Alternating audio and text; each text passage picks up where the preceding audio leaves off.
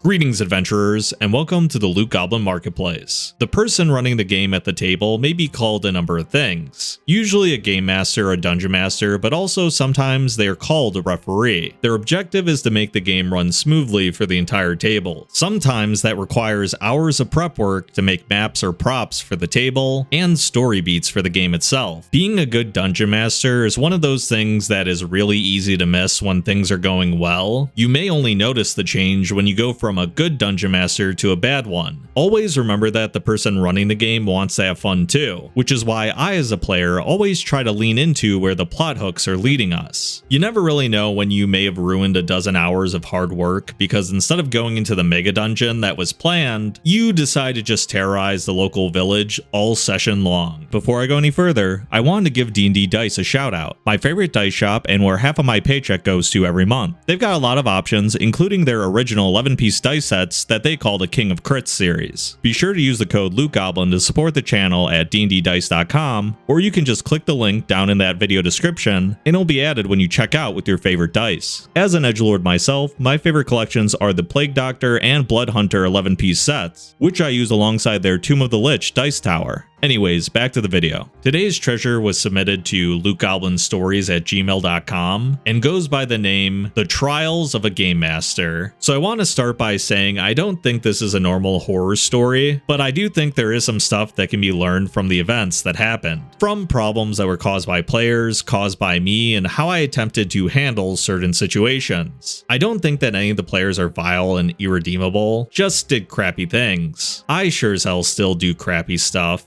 Sorry if this seems bloated. I tried to provide info to at least explain my actions and provide info that I thought could indicate things I did not consider. The cast, or at least those relevant to this story, are me, a wizard, a fighter, and a barbarian. A few years ago, Wizard invited me to play a D&D campaign he was DMing. This group included fighter and barbarian. I decided to give it a shot and was enthralled in the hobby. Even after the campaign tapered off a few months later, I continued to grab just about any rulebook or expansion I could get my hands on, from the popular systems like Cyberpunk or Pathfinder to lesser known ones like Feng Shui 2 or Gods of Metal Ragnarok. The following year I would constantly try to set up one-shots or small adventures online with varying levels of success. While at my local game store, I stumbled upon another role-playing game, Dragonbane. I first heard of this game on YouTube with someone describing it as Darkwing Duck meets D&D. I bought it on the spot and started reading. I got so pumped to try the system. I went back to the Wizards Discord server to try and see if the gang would like to try the game with me, and a few of them seemed ready to try it. This made me feel relieved because all of my soon-to-be players have experience being dungeon masters or game masters. Sure, they wouldn't know the rules, but they knew how the sausage was made, so they'd understand the challenges and struggles of trying to run a game, right? After a little while, I decided to run the adventure in the core box, The Secret of the Dragon Emperor. Broadly, the campaign was to find broken key pieces to get a magical sword sealed away and fight the necromancer trying to unseal his demon master. After deciding on the module, we had a session 0 several times. It kinda turned into only being able to get one player at any given time. I just dealt with it since I really wanted to play. A few other people shopping around the local game store that I was running a game at saw what we were playing and asked if there was room for them, leading to a total of 6 players. I want to point out several things I made sure to bring up to each player during the session 0s. This wasn't player versus game master. I am here to help tell the story with the players and help keep the game engaging, not to try to outsmart and kill players for the smallest mistakes, which is honestly always great to bring up.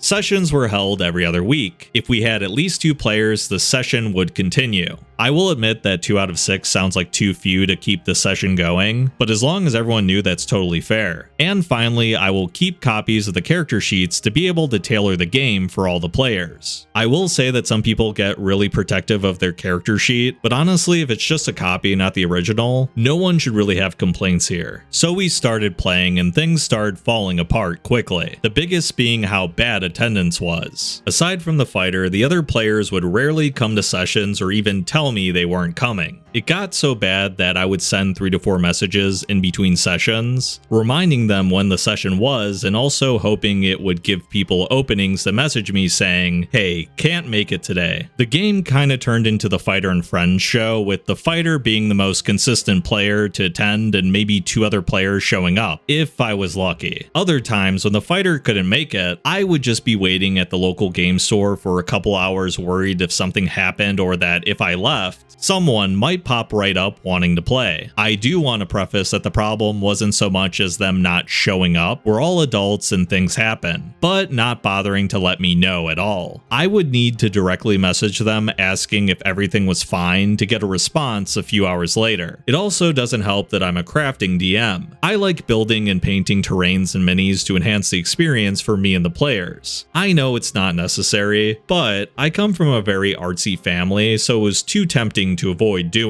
But this did mean I was spending upwards of 20 hours between sessions prepping and making the set pieces. Honestly though, that really just sucks to hear. I feel like a ton of people would kill to play at your table. The campaign trugs along for a few months, and I learned some exciting news. Dragonbane's new module, Path of Glory, was going to be released in the fall of that year. I was so excited and told the group on Discord I wanted to jump in as soon as the box came out. I also told them that I would like to have them have new characters for it. Aside from the starter box, this would be the only adventure published for the game. I was anxious about them using beefed up characters in a new module and steamrolling the challenges, especially since I crafted some homebrew gear to make up for the party instability. More sessions came and went, then came the Sea Serpent fight, so I want to explain some big differences Dragonbane has compared to D&D and Pathfinder. First is that to use a reaction, such as to roll to evade an attack, you would have to give up your turn for the round. If you already did your turn that round, you could not use a reaction. The biggest difference is monster combat. These are things like dragons, demons, trolls, etc. Monsters use a random table for what attack they use, and they auto-hit. For clarity, monsters are not allowed to reuse an attack until they complete the entire attack table. The other was that, depending on the size of the party, monsters could have multiple turns per round. It is during this fight with the giant sea serpent, friction really starts happening. I roll and get the attack that has the serpent swallow a player. The player can still attack from within and is freed once the serpent is dead. I also decide to homebrew it so that if the serpent takes damage, said player can roll to try and be puked out. As I'm describing the action, I hear from the barbarian,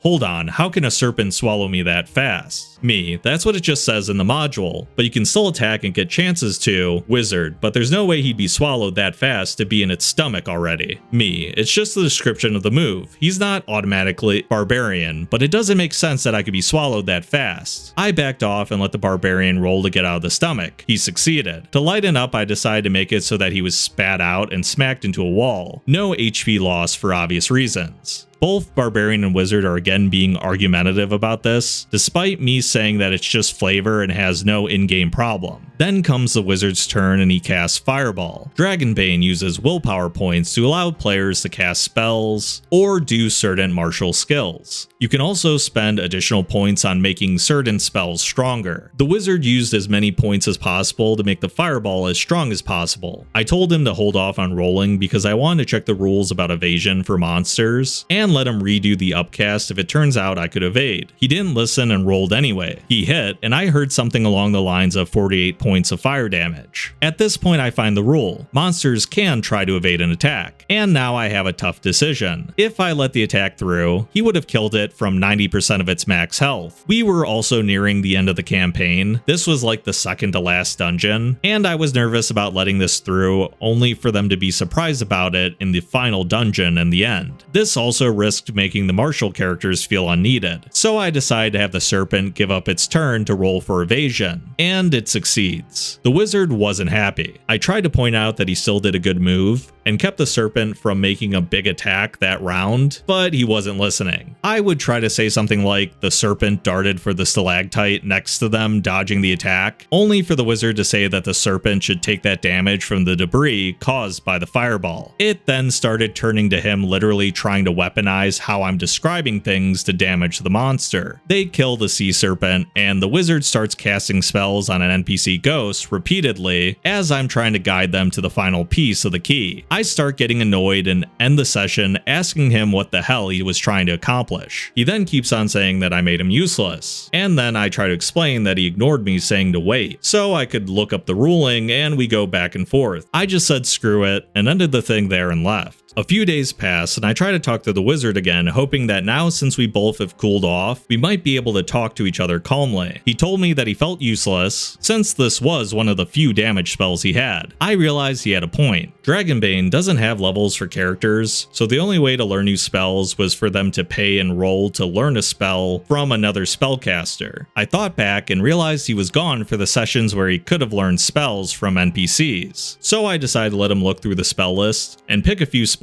to use. I didn't have any restrictions because we were close to starting the final dungeon and the end of the campaign. They were going to have new characters for the next module, so what's the harm? As a dungeon master, I think you handled it actually pretty well. I'll fully admit that part of the problem here seems to be that the system is a little janky, and when people don't really know how the rules work, what they assume in their head versus what it actually is can definitely cause some points of friction. I think it was a good idea that you shut down the conversation when things were getting heated and then tried to pick it up later on. It seems like evasion's a pretty important part of this game system, so obviously pulling all your damage into one spell is a bad idea, so that's still on him, but ultimately you do learn that another thing is annoying them. They haven't learned any spells. Going back to a city to learn a spell from someone who knows it, I guess that is kind of a cool moment to have during downtime. Obviously when he misses so many sessions, he doesn't get those moments, and yeah, you're new to the system, so you didn't really pay attention to that. So honestly, it's still on him a little bit when it comes to being undergeared and feeling like he doesn't have spells. But obviously I still see that there's more to the story, so something else has to go wrong. Let's see what it is. A few more days pass by, and me, Wizard, and some of the other players minus the fighter decide to grab a bite to eat. With about 2 to 3 sessions remaining for the campaign, I decide to ask them if they came up with new character ideas for the next campaign. Me, so you guys have any fun ideas for the new characters for the next campaign? Wizard, what do you mean? Me, remember I asked you guys to start thinking about new characters for the next campaign?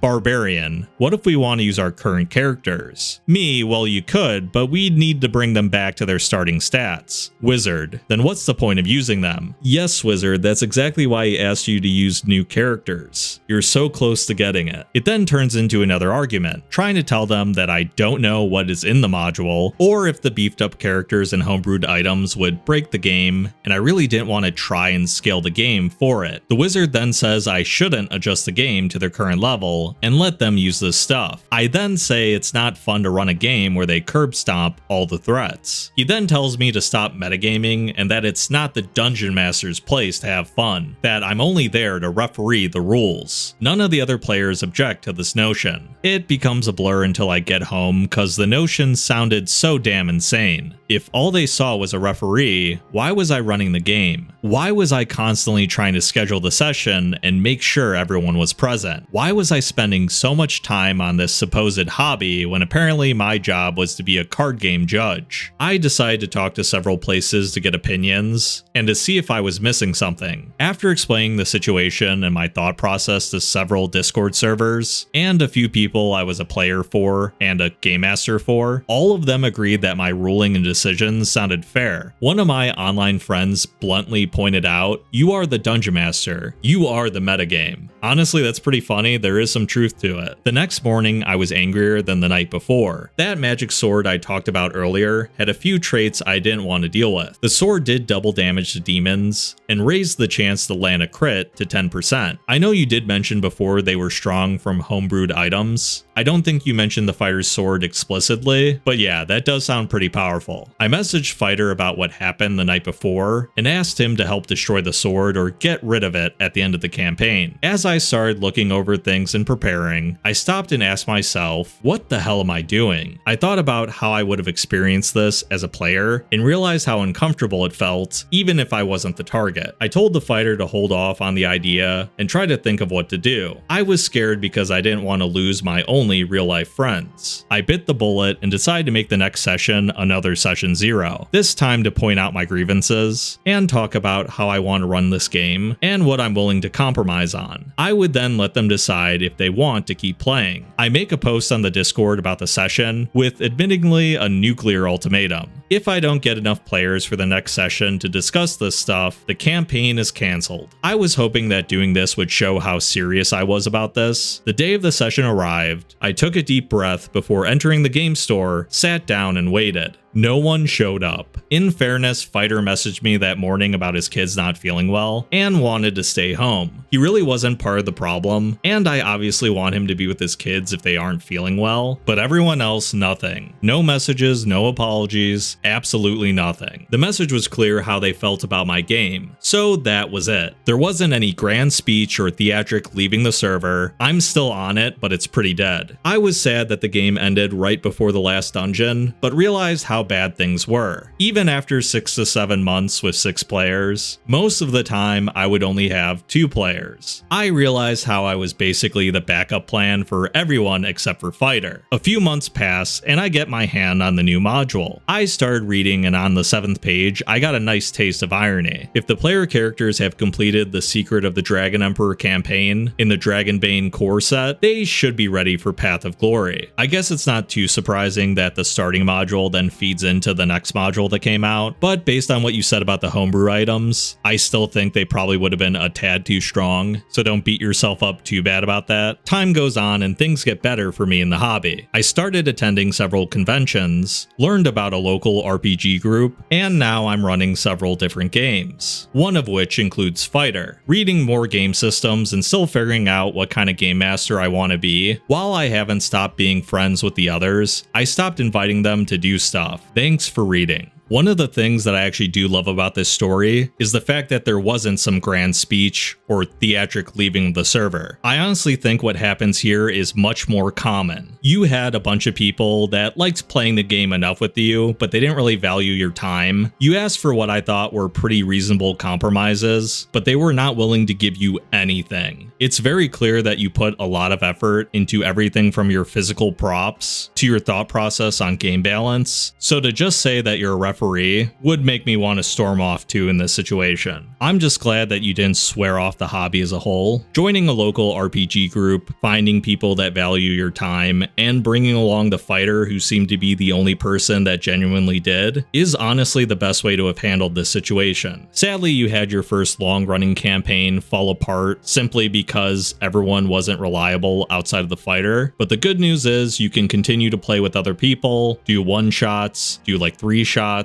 and take those players that seem to be reliable and valued the time you put at the table and turn that into your new forever group. And I'm also glad that Wizard and Barbarian are people that you're still friends with. There are some people that are fun as friends but just absolutely suck at the game table. I am kind of curious to know if those 2 players are still playing at other tables just being unreliable, or if they only really played because you and the fighter did. I'm curious to the people listening if they would allow Wizard and Barbarian to try again at the game table. Make sure to like and hype the videos, it really helps the channel grow, and subscribe to the channel if you haven't already. I hope to see you in the next video. Farewell for now.